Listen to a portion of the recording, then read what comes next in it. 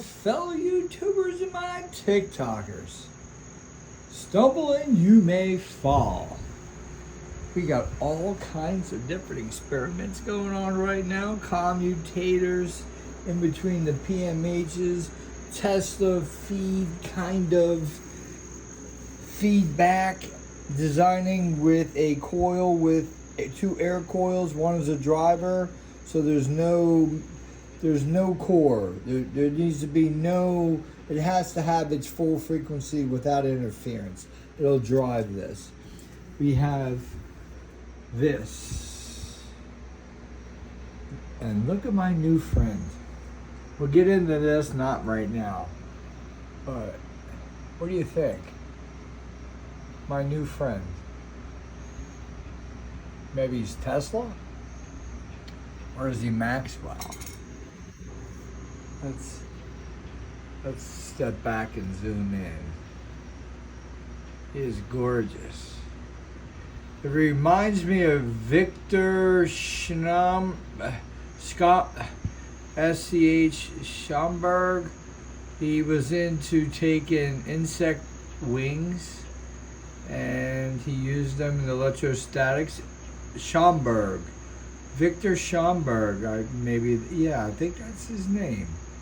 And this reminds me of a stealth. Look at the layout of this puppy right here.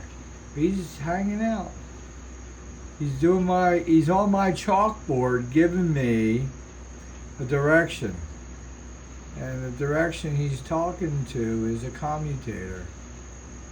24 contacts, 12 magnets, and a transducer. Then a speaker to bring sound in. Transducer to be a transmitter and a receiver. That's a good transducer. And also other things too, we'll bring that in.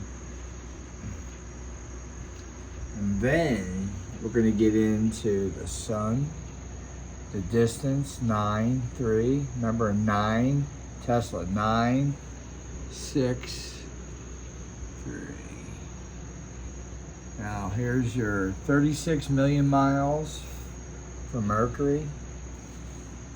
There's number 2 in your 7.2 million miles for Venus. And Earth is 93 million miles. The important part of this is the topic. And we're going to bring this up on my next live video. And the next live video will be the important connections between water, magnetic fields, clouds on Earth.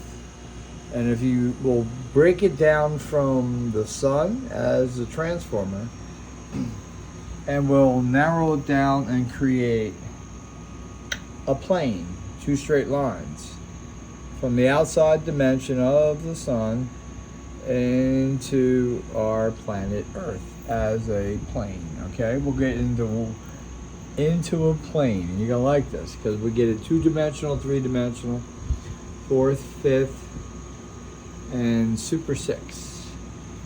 And Super 6 would be why you see Snowflake Bentley showing up in my studies here, and it's 6-sided different designs in a snowflake. So the important thing here is bringing in together from the transformer and how it reacts to the receiver, which is our planet. And our planet happens to be the third rock. And why we call it the third rock? You gotta think maybe it's the movie, but no. First 3 planets are rock-based. Everything else is not, heading outward. So I drew a diagram here, and we'll get into it later on the circumference, placement, how many rotations, and we're gonna start from there and work our way backwards into studies that I do here, which to me just is mind-blowing because I realized in the figure era, once I start using my oscilloscope in video, you'll see that in the figure era, you want to have a square wave. And by creating a square wave, we're going to take this stator. It has 12 magnets activated by 24 poles down bottom, okay? And we're going to put it in the PMH. When the PMH is fired, it's actually being pulsed, but it always will be running at its own speed based on the two PMHs firing at the same time at each other, producing a longitudinal wave, also known as a scalar wave, and this will be firing off the Figueroa, because the Figueroa patent is making an AC wave. Now, we're not using the AC wave to run anything in my house. This is not about that kind of generator. The AC wave is to create a DC pulse with an AC wave. And the AC wave will, I'm going to show you in another video that the connection, this is one wire that runs through the outside layer of its magnets, and they're capable of switching their poles. So I figured out that when I touch a positive in the start and a negative, that they all fire and produce a strong magnetic field, positive and negative, just because the yellows are positive and anything is black is a negative in true nature of the magnet itself. So when I fire this up, they become, there's not many turns here. There's only 10, just to, show that it can be stronger. So it's more of a test. So it'll, it's down the road. It'll be based on the whole system of how many turns it gets, and it will be 16 gauge wire. So basically at that point, when you put a positive here and a negative here, you're getting your poles. But when you switch the poles, each pole doesn't switch, it becomes all south. So the important thing there is, in the Figueroa patent, it's all south against all north. So I'm doing the coils here in a cone-shaped Figueroa coming wide to a narrow to have a faster revolution towards the center, and then a gap with a conductor, copper, and then a coil. So this will slide on. The ring that runs around here, that will not be connected around the ends. And that's where I think Ed made a mistake. In this lower ring that's positive is in Ed's wheel, and mine is bound together at the ends. Recently, doing some of the experiments here, I realized that the gap, what was I using? The gap shows my ring right there. This is how I learned. My wedding ring is steel. I got it when I was somewhere in Europe. It's a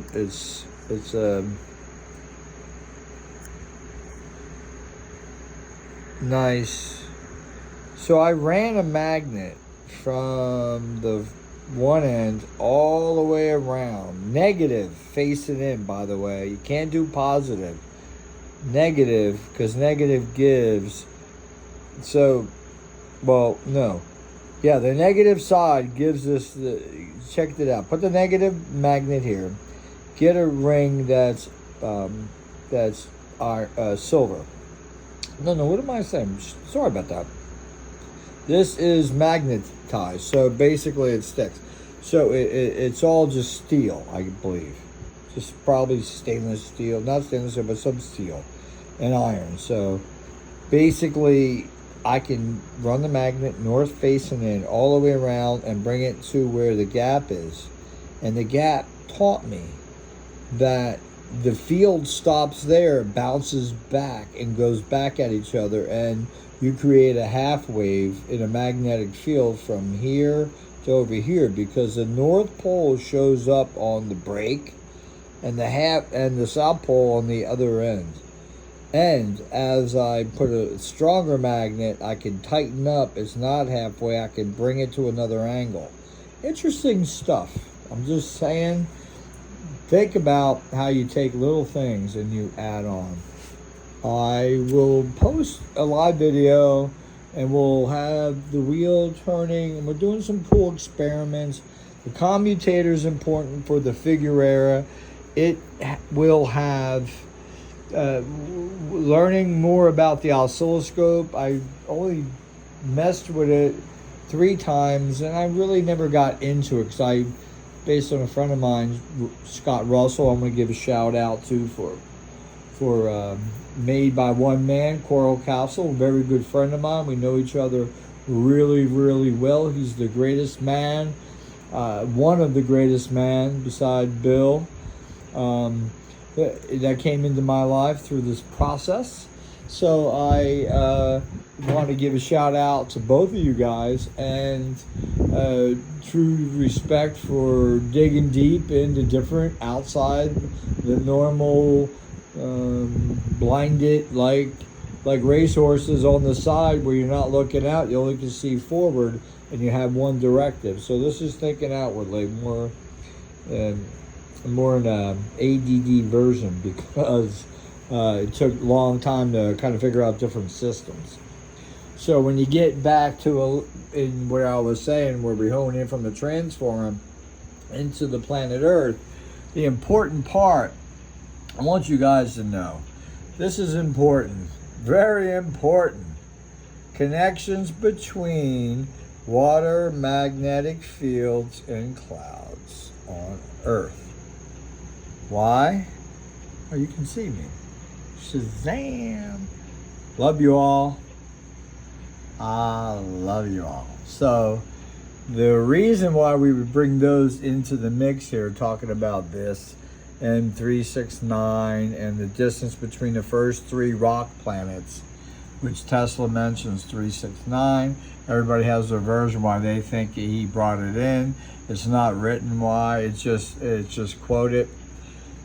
The planet Earth here, the circumference, not the circumference, but the area around the planet Earth, the third rock, is very important to know that the electromagnetic area is 4,500 feet from ground level of where you are in the average, or 1,500 meters, okay? So you need to be aware of, when you think magnetically in this third rock out, when we put a compass up, we're dealing with that area. So that's important to know this information here. And I'm not applying anything, but it's important information there to know where we're dealing with our magnetic strength and the distance. And 4,500 feet. Guys, think about that. Go walk it. And then think about the concentration from the ground on up. The bubble. Let's say, well, there's the sun, but on the bubble, how far out from that is that magnetic field? Not much. Only because of we're creating first, you got your transformer, and we're doing the first plane is lines. So basically, from the circumference of the sun beaming down to where we are, we have this place that's around top and bottom side of Earth, and it is only 4,500 feet. So let's really think about that in electrical ways. So the lower level of clouds, we'll bring clouds in. Okay, here's the connection between magnetic fields we did first, and then clouds. So lower level clouds generally based at a low or at a level, well, generally based at or below 6,500 feet. So 6,500 feet and 4,500 feet, you can see that the electromagnetic field is rotting in between that area, okay, for number one for starters. So get ready to get a little bit more interested in the concept here with the beast, I'm going to call it, because we're working from there backwards.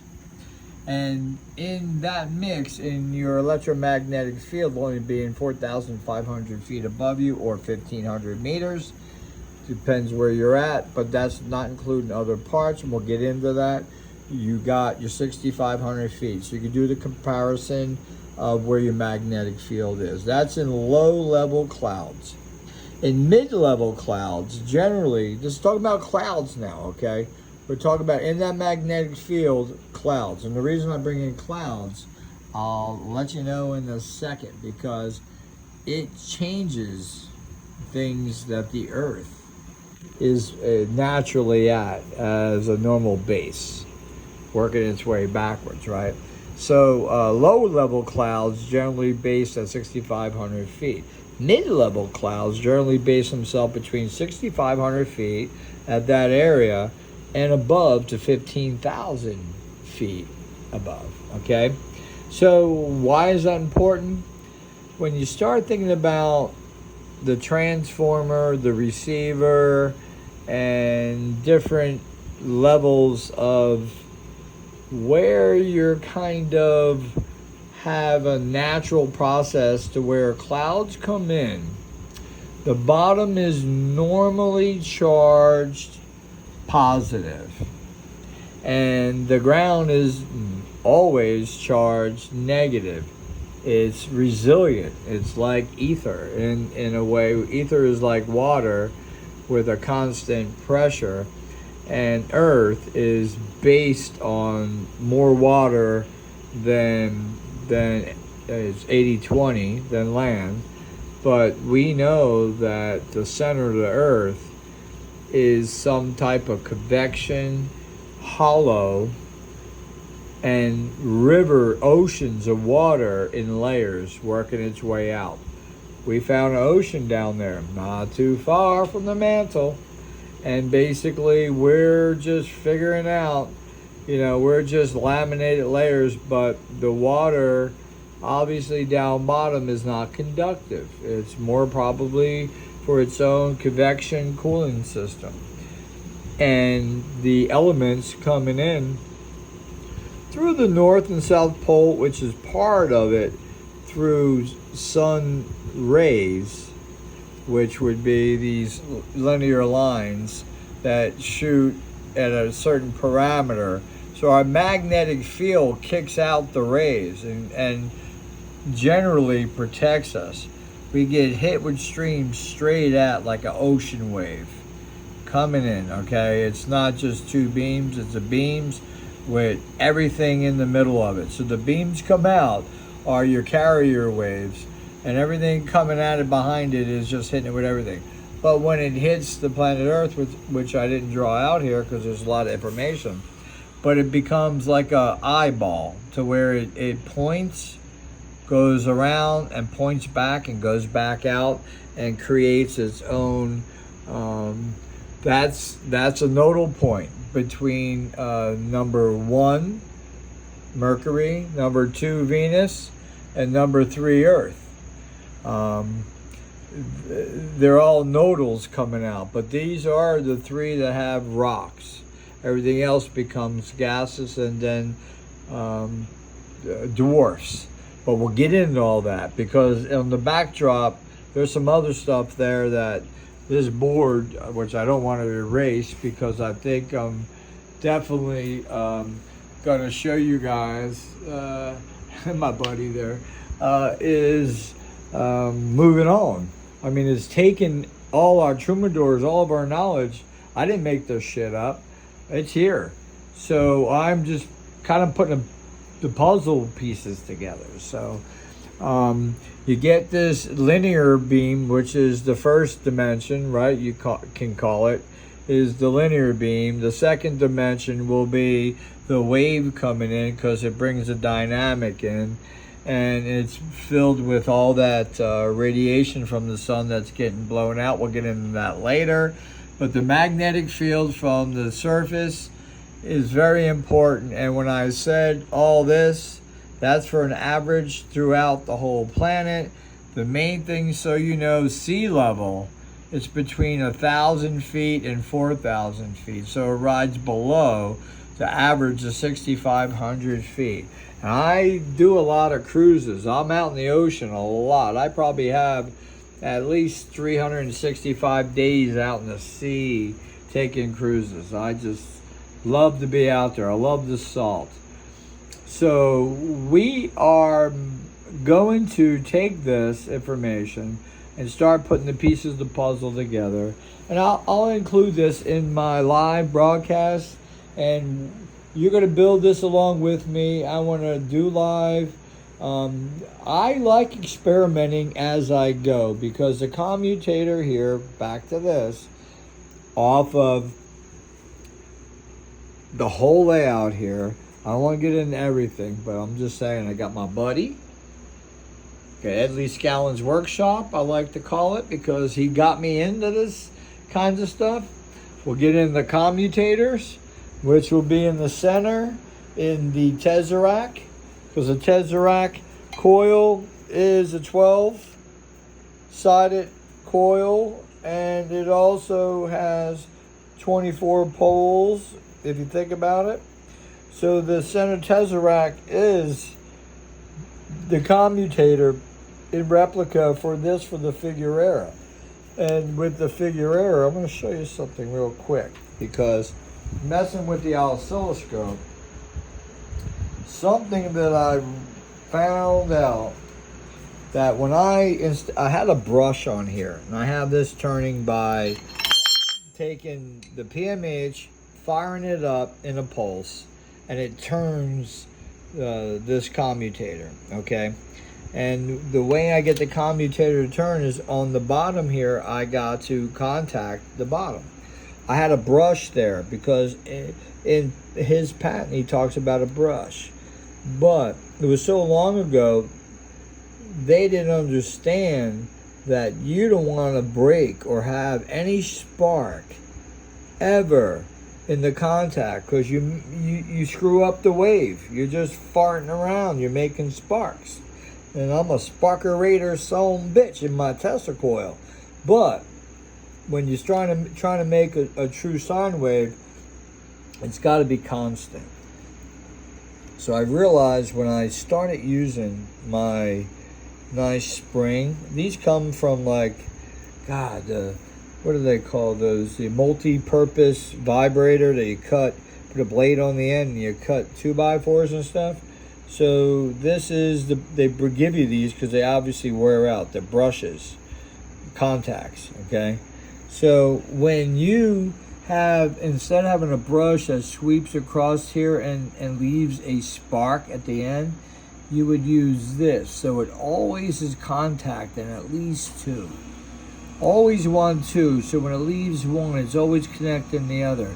And each one that it goes through, it's a half cycle when it reaches halfway through. Then it reverses and then becomes a zero on the other side. This side's the high side, this side's the low side. So by doing that, I'm creating a high potential, low potential. And that goes in the outside of this non-moving stator, you can call it, because I can control the strength of the magnetic field that's sitting in front of a conductor. On the back side, I can control through resistance, through this commutator, to have an AC wave, a constant AC wave. So I can apply an AC wave to the system itself, which is very much needed, especially if we're dealing with longitudinal and scalar waves. Anyway, you guys, hopefully you enjoy. Yeah. There's woo. a lot. And my buddy's still here. And then think about this as a joke. Doosh, doosh, doosh, doosh. Where do I have that? It's not even a joke, but I never wrote it. No, I didn't. Never did. Okay. There it is all. So, the Big Bang.